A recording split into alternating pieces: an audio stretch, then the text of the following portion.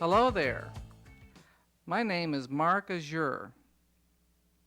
I was raised deaf, and I've taught ASL classes for quite a while now.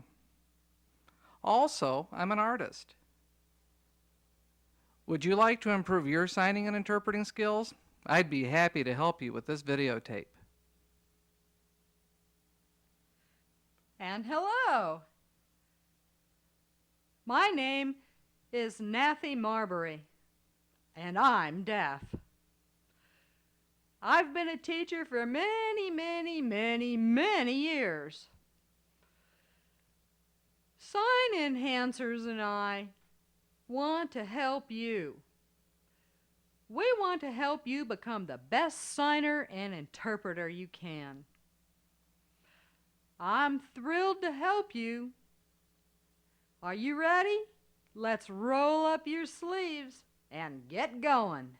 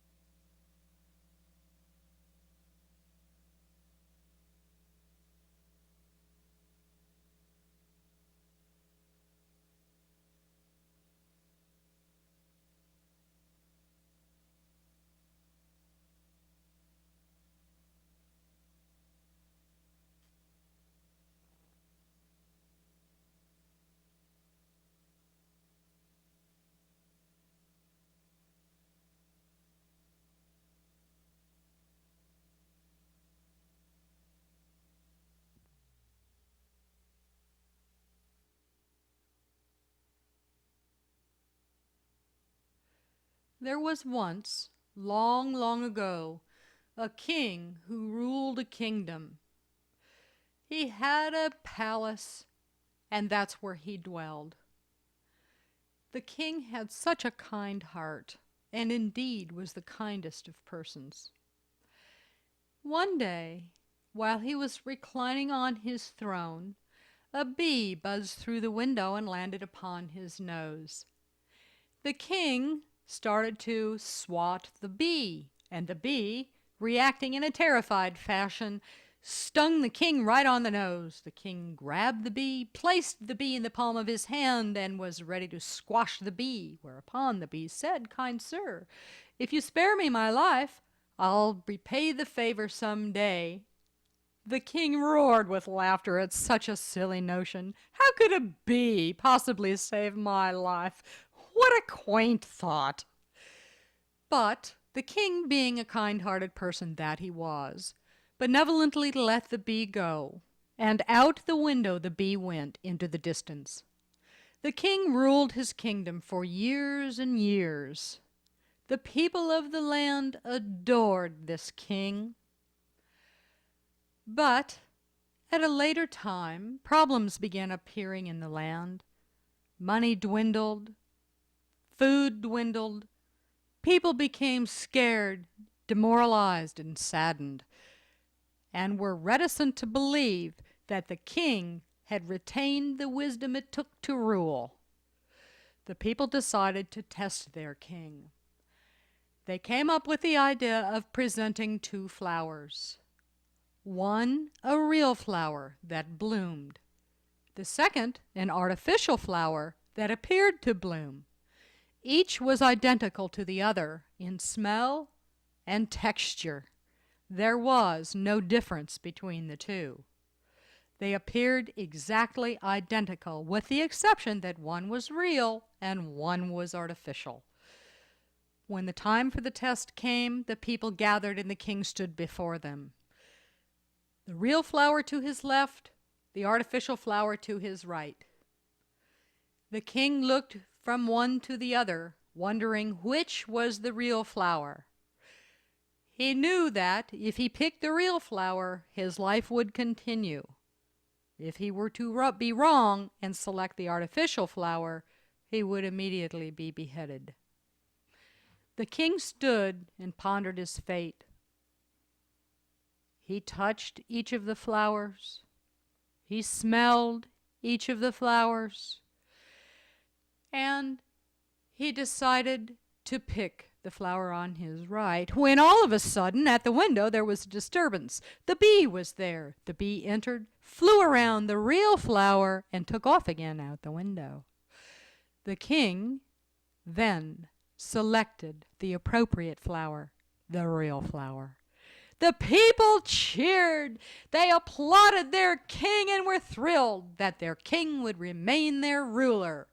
And life in the kingdom continued for years and years from that point forward.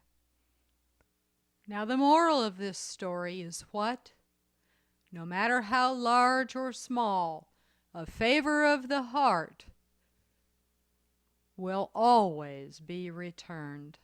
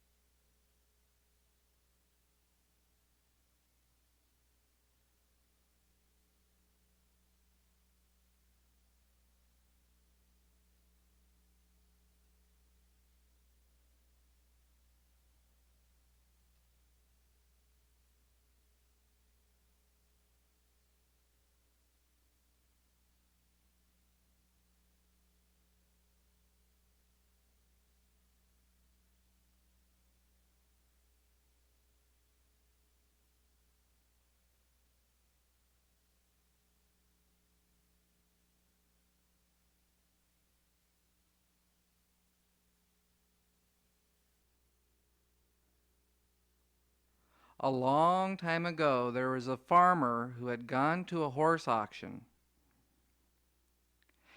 and he wanted to find the biggest and the strongest horse in order to stud his mares. And horse after horse, he finally found the stallion he wanted. He was so eager, he started to bid on it, and he got it.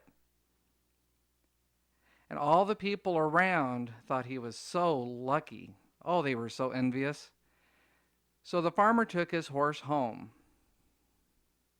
And the neighbor noticed what a nice horse he had. And he came over and he goes, "Hey, farmer, how beautiful is that horse? You are so fortunate to have gotten it." And the farmer says, "Oh, good, bad, who knows?"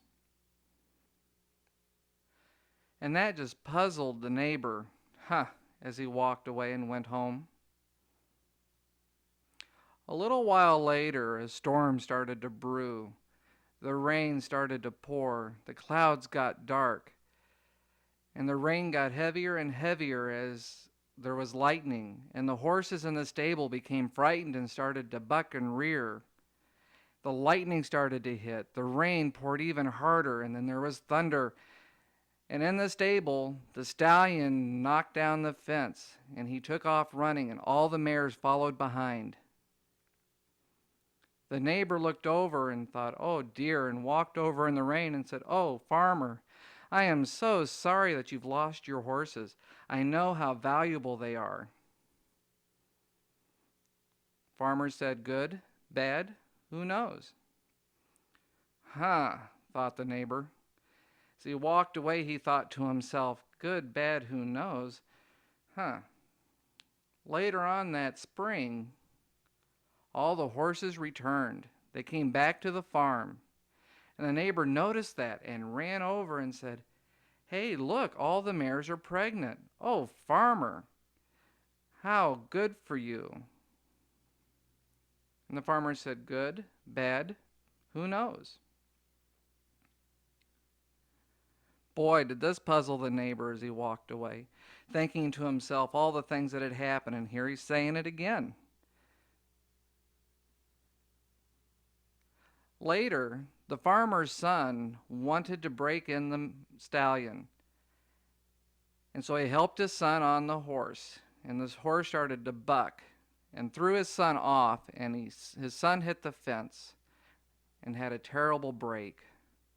The doctor told the farmer, "I'm sorry, but your son's going to have a limp for the rest of his life." And the neighbor, hearing what happened about the son's leg breaking, came over and said, "I am so sorry, farmer, that your son has broken his leg and he's going to have a limp for the rest of his life." The farmer just responded, "Good, bad, who knows?" Oh, gee, now the neighbor is really confused. And he walks away thinking about all the things that have happened and that the farmer should cherish his son's health. Good, bad, who knows? Well, a couple years later, a war broke out, and all the young men had to join the army to fight. And so many of them were killed. But who was spared from the war? The farmer's son, because he had a limp for the rest of his life. Good, bad, who knows? Now, about the events in your life, would you say they're good, bad, or do you know?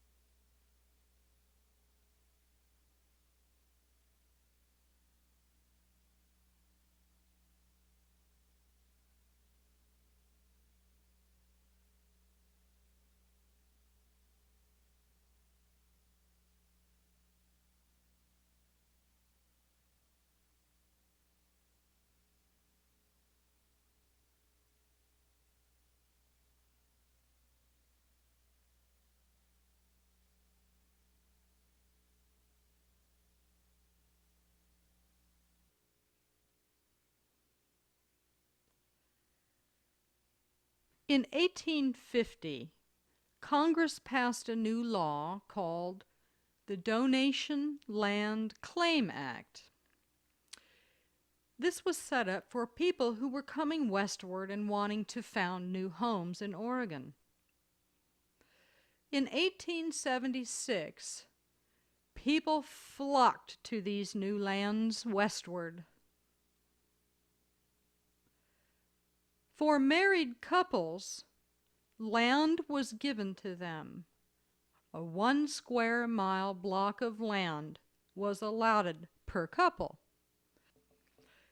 Men eagerly made this move westward, founding new homesteads, while their women and children followed behind. Of these many families, one was the O'Brien family. They were farmers in the east from whence they'd come, but as resources dwindled and the morale dwindled, they went westward to Oregon. The O'Briens had 2 children, John, a strong and willful boy, and Margaret, a darling, beautiful girl who had the most flaming red hair. Truly a pride point for all who saw this red hair. Friends, family, everyone remarked about how beautiful her hair was, a source of great pride for her always. During the move west, while in their wagons, they were often pursued by Indians and made a harrowing escape their way westward. With great frustration, they traveled, with Indians following. The Indians, you see, had never seen such red hair before.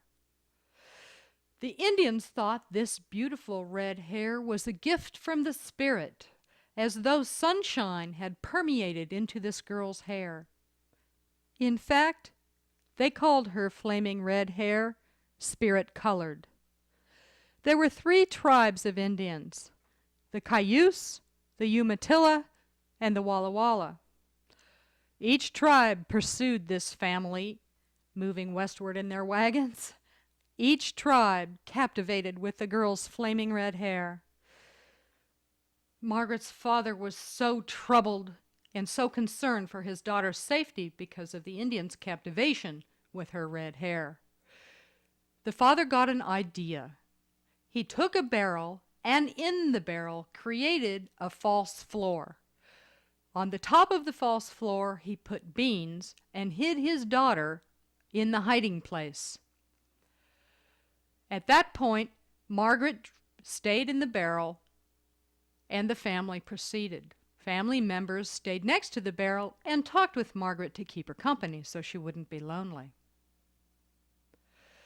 As they were traveling in their wagon, bumping along, amidst the snow and the storms and the rain, forging their way westward, forever it seemed, still being pursued by 3 tribes of Indians,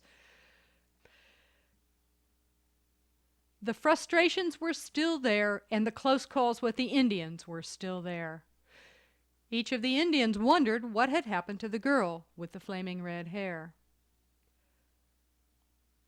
Finally, the chief of the Walla Walla tribe asked Margaret's father, "Where is the one with the sun in her hair? Where is your daughter?" The father said, "For what reasons do you want to know where my cherished daughter is? I love my daughter and will protect her and never will betray her whereabouts, no matter if you kill me." The Indian chief was impressed with the profound words from the father, with his courage, with his love for his family. The Indian chief said, "If you release your daughter and allow us to gaze upon her beautiful hair one more time, we will provide for you safe passage from other Indians." The father considered that and asked the Indian chief if he would be true to his word and not harm their family, and an agreement was struck. Sure enough, the journey resumed, and the Indians followed behind the wagon. and gazed upon the beautiful hair of Margaret. They were envious of this hair and gazed upon its beauty, and the Walla Wallas instructed other Indian tribes to leave the O'Briens alone and let them have safe passage. The Walla Walla chief was true to his word. Soon the O'Brien family arrived in Oregon. They settled, and they set roots and established a new home. The O'Brien family settled in Oregon and lived happily ever after.